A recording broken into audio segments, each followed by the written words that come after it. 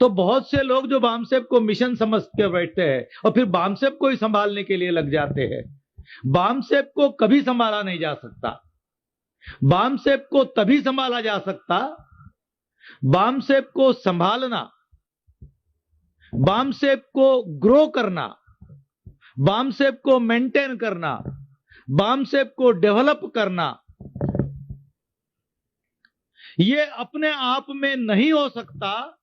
यह तभी हो सकता जब हम बामसेब के माध्यम से जिस लक्ष्य को, जिस ऑब्जेक्टिव को हमने हासिल करना है, उस ऑब्जेक्टिव की तरफ अगर हमारा ध्यान रहे, तभी हम बामसेब को बनाए रखना, मेंटेन करना, उसको ग्रो करना, उसको डेवलप करना, यह तभी संभव हो सकेगा।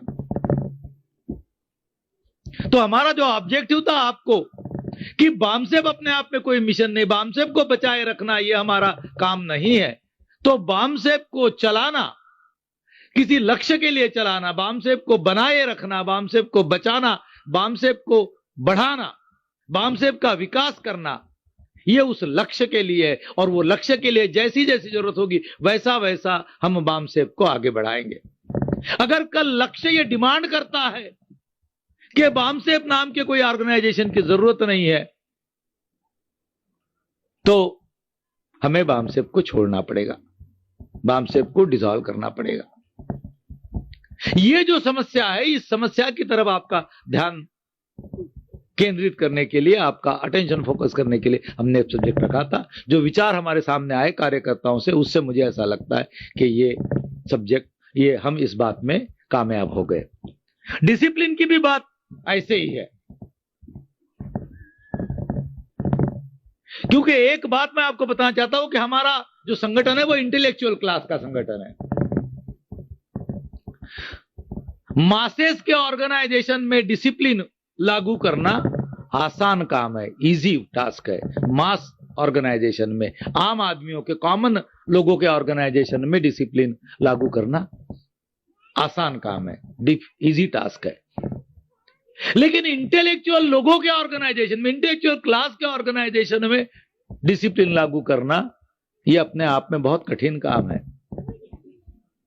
इंटेलेक्चुअल क्लास, इंटेलेक्चुअल लोग, ऐसा कहा जाता है इंटेलेक्चुअल लोगों के बारे में कि इंटेलेक्चुअल लोग वो डिसिप्लिन में नहीं रहते, क्योंकि हर एक इंटेलेक्चुअल आदमी की अपनी एक अलग डिसिप्लिन, वो दूसरों की नहीं मानता।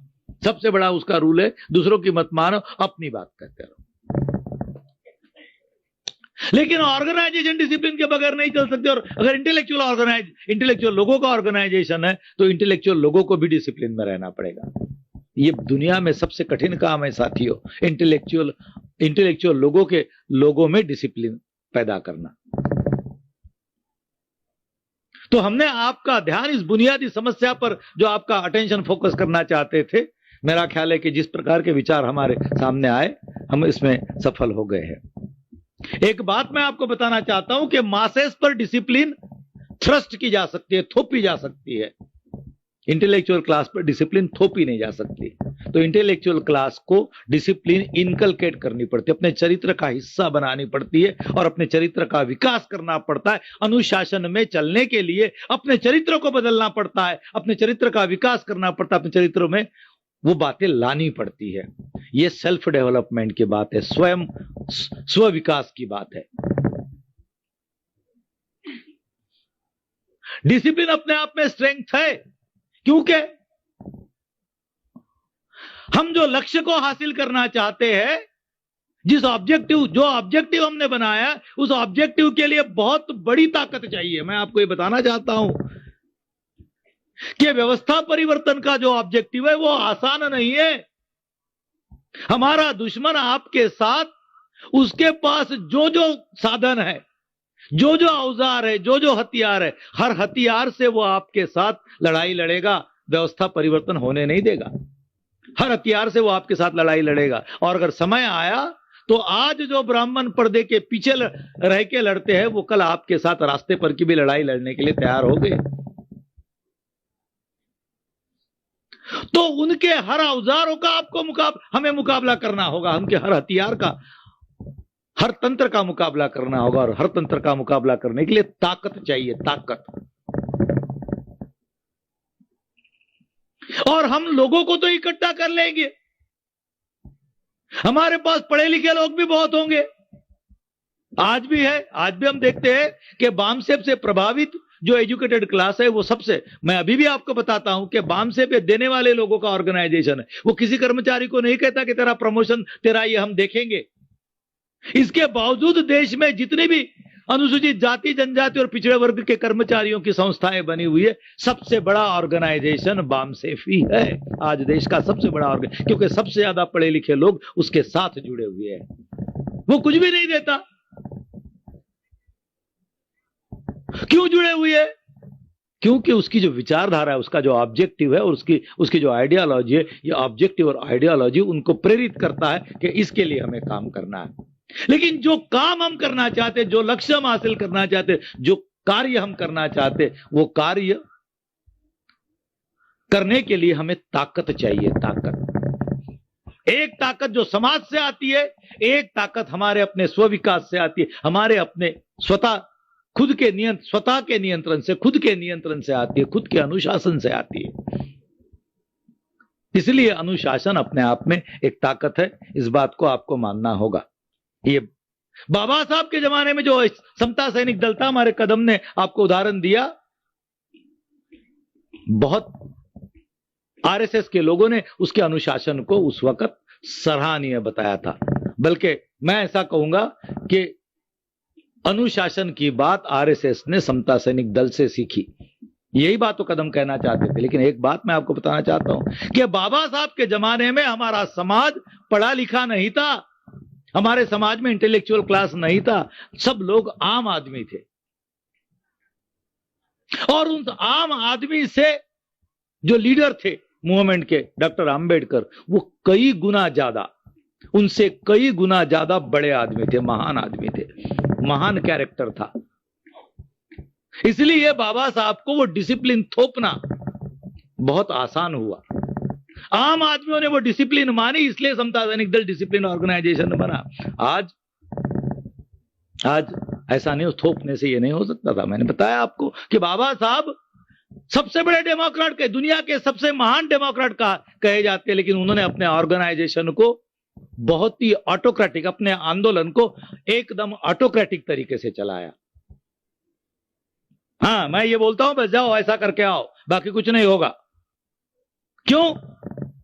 वो ऑटोक्रेटिक बनना चाहते थे? ऐसा नहीं, वो ये जानते थे कि जो समाज, जिस समाज को मुझे आगे लेकर जाना, जिस समाज का मुझे उत्थान करना है, वो समाज सोचने समझने की हालत में नहीं है, वो सोचता नहीं है, उसमें कोई क्षमता नहीं है।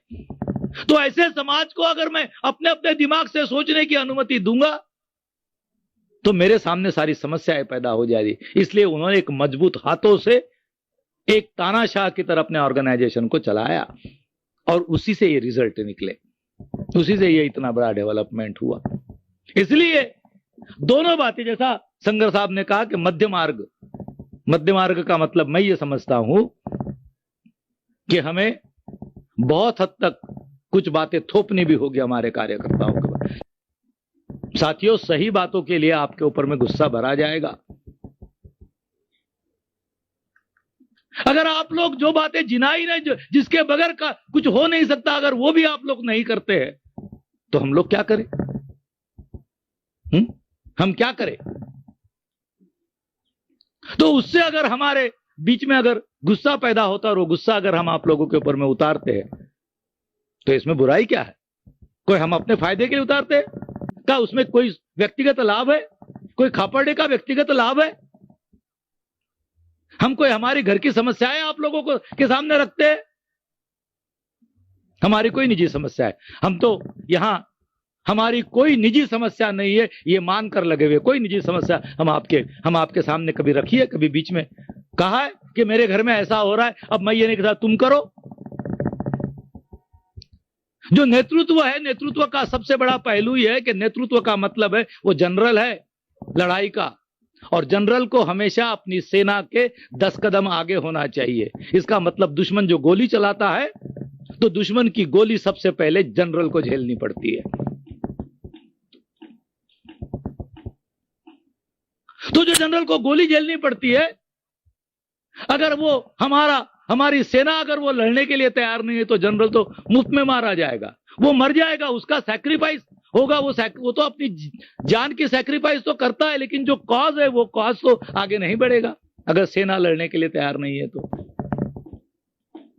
और सेना तभी लड़ेगी जब वो जनरल के आदेश के अनुसार लड़ाई लड़ेगी। तो अगर सेना को अपने अपने दिमाग से लड़ाई लड़ने की छूट दी जाए तो क्या होगा, आप समझ सकते हैं। तो इसलिए साथियों, डिसिप्लिन बहुत महत्वपूर्ण पहलू है।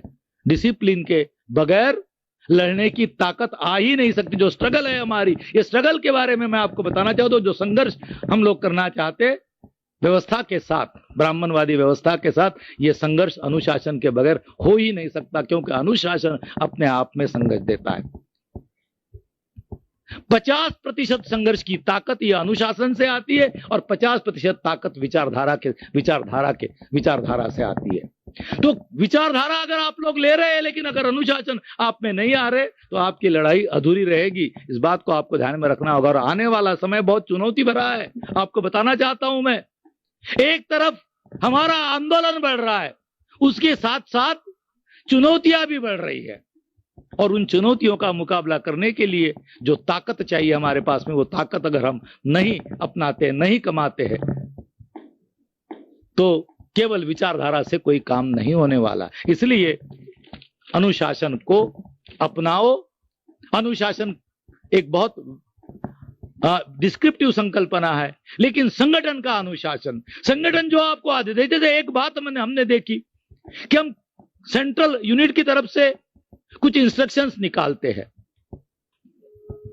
कुछ आदेश निकालते हैं कि भाई फलाने यूनिट, जैसे एक सिंपल बात है, हम बताते हैं कि भाई हाँ, आपके यूनिट में आपके यहां पर ये दिन का ये कार्यक्रम रखो और ये ऐसा कार्यक्रम रखो। सेंट्रल यूनिट की तरफ से आदेश निकालते हैं। होता क्या है कि वो जब लेटर जाता है सेंट्रल यूनिट की तरफ से उस यूनिट के पास में, तो उस यूनिट के कार्यकर्ताओं की अपनी मीटिंग होती है। मीटिंग किस लिए होती है? मीटिंग वो कैसे उस आदेश का पालन करना चाहिए इस पर सोचने के लिए नहीं होती, ये करना चाहिए या नहीं करना चाहिए इसके सोचने के लिए होती है। और फिर वो बाद में बता देते हैं हमको कि भाई ये हम नहीं कर सकते। तो क्या जो सेंट्रल से जो आपको इंस्ट्रक्शन दी जाती, जो हिदायत दी जाती है, क्या उसका जिले के स्तर पर, राज्य के स्तर पर उसका पुनर्विचार हो सकता है? फिर अगर जिले के स्तर पर और राज्य के स्तर पर अगर उसका पुनर्विचार करना है तो फिर सेंट्रल की जरूरत क्या है? ऑर्गेनाइजेशन के डिसिप्लिन है कि सेंट्रल से जो आदेश निकलता है वो आदेश का हुबहू पालन, डिक्टो उसका इंप्लीमेंटेशन ये स्टेट और डिस्ट्रिक्ट में होना ही चाहिए। उस पर पुनर्विचार करने की, उसका रिव्यू करने की डिस्ट्रिक्ट्स को और स्टेट्स को कोई इजाजत नहीं है। ये सब्जेक्ट क्यों रखना पड़ा? क्योंकि पिछले कुछ दिनों में हमें यह बात ध्यान में आई कि the state units and the district units on their own they review the instructions of central unit, the instructions of the central leaders. This is very bad. तो क्या होगा? आपको विचारधारा तो बहुत समझ में आ रही है, लेकिन विचारधारा अपने आप में कोई मूर्त नहीं है। उस विचारधारा के अनुसार जो नियोजन होगा, वो नियोजन से जो काम आप करोगे उससे आपको रिजल्ट निकलेंगे। तो विचारधारा आपके बहुत समझ में आई, लेकिन उसका पालन तो आपके एरिया में हुआ ही नहीं, क्योंकि आपने नियोजन से जो हिदायतें दी जाती है, जो सुझाव, जो आपको जो हिदायतें दी जाती है, जो इंस्ट्रक्शन दी जाती है, उसको फॉलो नहीं किया। इसमें हमारी कोई कमजोरी, हमारा कोई मतलब, हमारे मान सम्मान का सवाल नहीं है कि खापर्डे राष्ट्रीय अध्यक्ष है, उनकी हिदायत को आपने फॉलो नहीं किया, इससे खापर्डे के मान सम्मान को कोई चोट नहीं पहुंची। लेकिन जिस ऑब्जेक्टिव के लिए आप लोग ऑर्गेनाइजेशन में लगे हुए, उस ऑब्जेक्टिव का पालन, उस ऑब्जेक्टिव के तरफ आप लोग नहीं बढ़े, यह आपकी अकार्यक्षमता है। यह क्यों होती है?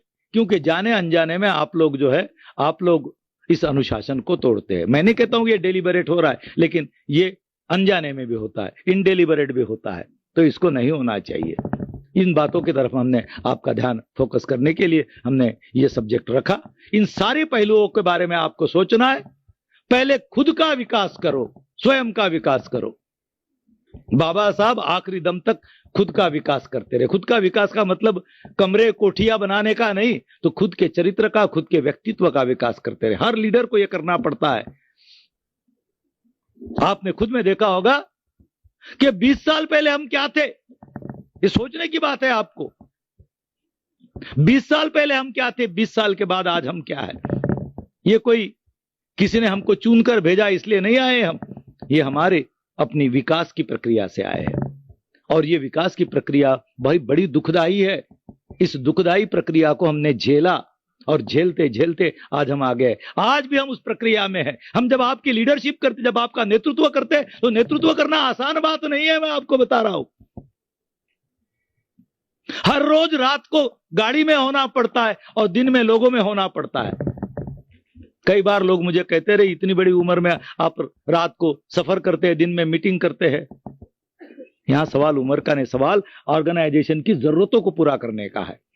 तो ऑर्गेनाइजेशन की जरूरतों को पूरा करने के लिए यह बातें करनी पड़ती है। तो इसलिए अनुशासन को आप एक महत्वपूर्ण हिस्सा, आपके कार्य का एक महत्वपूर्ण पहलू और महत्वपूर्ण हिस्सा मानकर आप लोग भविष्य में काम करोगे, इस आशा के साथ में ये सेशन खत्म करता हूं।